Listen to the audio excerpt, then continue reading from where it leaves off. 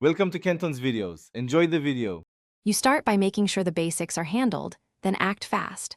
Update Mac OS and critical apps now, because performance fixes are often built into updates. Next, free at least 10 to 20% of disk space by deleting large files or moving them to external storage. This prevents slowdowns from low storage. Open Activity Monitor and sort by CPU and memory to spot the culprits. Take note of apps using the most resources before you quit or uninstall them. Once done with basic cleanup, dive into the settings that control how your Mac starts and runs.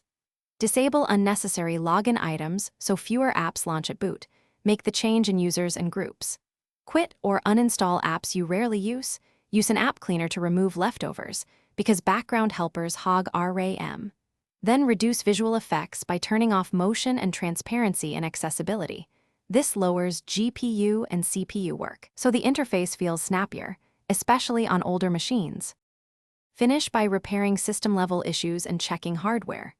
Run Disk Utility First Aid to fix file system errors, then reset SMC and NVRAM on Intel Macs. On Apple Silicon, restart and run built-in diagnostics. If apps still drain resources, create a new user account to isolate profile problems and boot in safe mode to test. If performance remains poor, back up your data and reinstall Mac OS. Troubleshooting tip: if nothing helps, run Apple Diagnostics or contact Apple support.